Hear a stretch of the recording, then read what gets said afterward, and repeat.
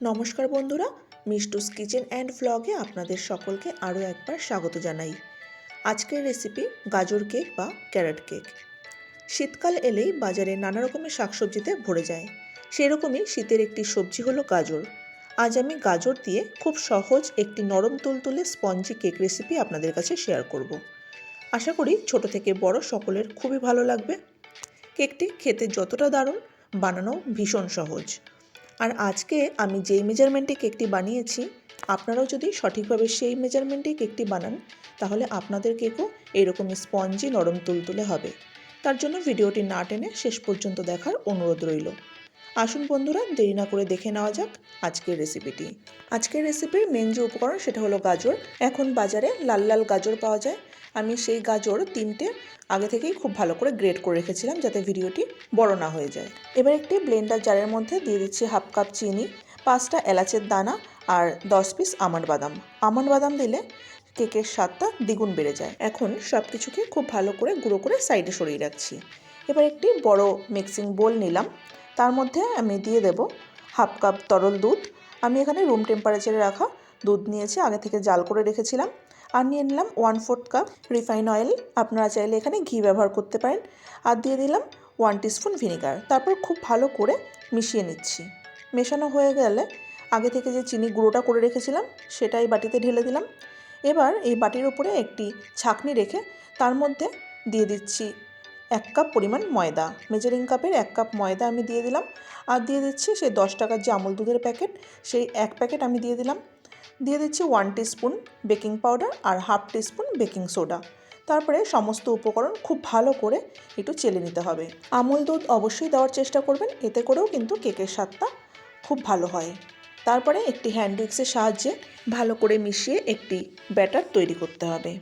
ব্যাটারটি তৈরি করতে করতে বন্ধুরা আপনারা বলে ফেলুন আপনারা কে কোথা থেকে আমার এই ভিডিওটি দেখছেন, তবেই তো আমি আপনাদের ধন্যবাদ জানাতে পারবো। দেখুন ব্যাটারটি আমার এরকম থিকনেস হয়েছে। এবার আমি ব্যাটারটির মধ্যে আরও 1 টেবিল স্পুন দুধ দিয়ে দিলাম। তারপরে ব্যাটারটি ভালো করে ফেটিয়ে একটু পাতলা করে নিচ্ছি। ঠিক এই রকম রাখতে হবে। আমি আগে থেকে যে গাজর গ্রেট করে রেখেছিলাম সেই গাজর মেজারিং কাপের 1 কাপ দিয়ে দিলাম। তারপরেও খুব ভালো করে গাজরটা মিশিয়ে নিতে হবে।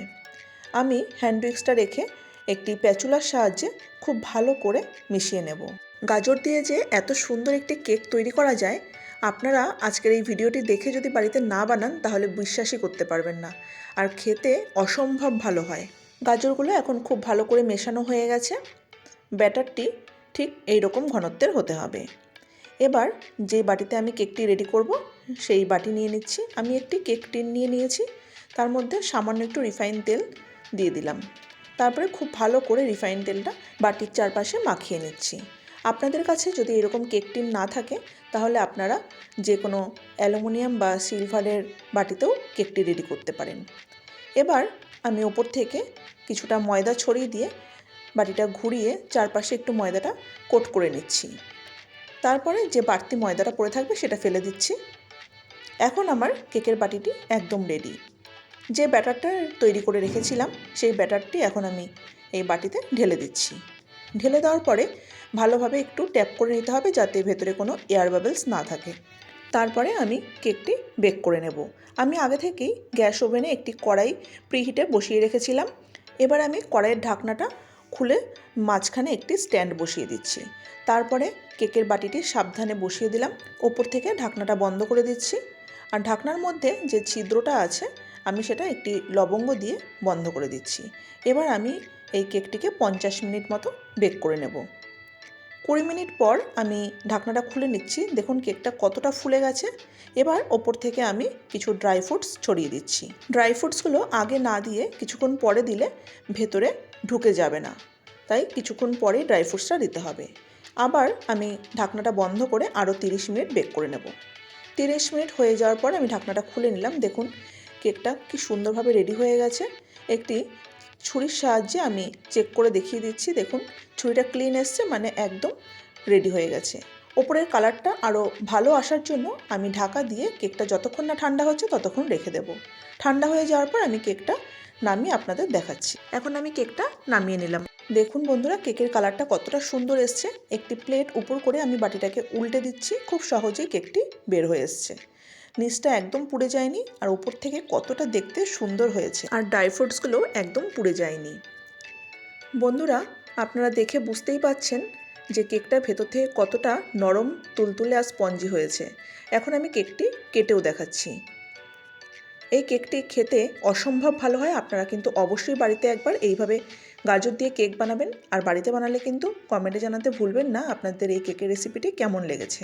দেখুন কেকটি কতটা নরম, তুলতুলে আর স্পঞ্জি হয়েছে, আর ভেতর থেকে একদম জালিদার হয়েছে। আজকের এই কেকের রেসিপিটি আপনাদের ভালো লেগে থাকলে অবশ্যই ভিডিওটি একটি লাইক করে দেবেন, আর নিজেদের ফ্রেন্ডস সার্কেলের মধ্যে ভিডিওটি একটু বেশি বেশি করে শেয়ার করে দেবেন। আর ভিডিওটি ভালো লাগলে যদি আপনারা রেসিপিটি ফেসবুক পেজ থেকে দেখে থাকেন তাহলে পেজটিকে ফলো করে দেওয়ার অনুরোধ রাখলাম, আর যদি ইউটিউব চ্যানেল থেকে দেখে থাকেন তাহলে চ্যানেলটি সাবস্ক্রাইব করে দেওয়ার অনুরোধ রাখলাম। পাশে থাকা বেল আইকনটি অবশ্যই ক্লিক করে রাখবেন এই রকম নিত্য নতুন রেসিপির আপডেট সবার প্রথমে পাওয়ার জন্য। আজকের মতো ভিডিওটি আমি এখানেই শেষ করছি। আবার আসবো অন্য কোনো নতুন রেসিপি নিয়ে। ততক্ষণ পর্যন্ত সবাই ভালো থাকবেন, সুস্থ থাকবেন। ধন্যবাদ।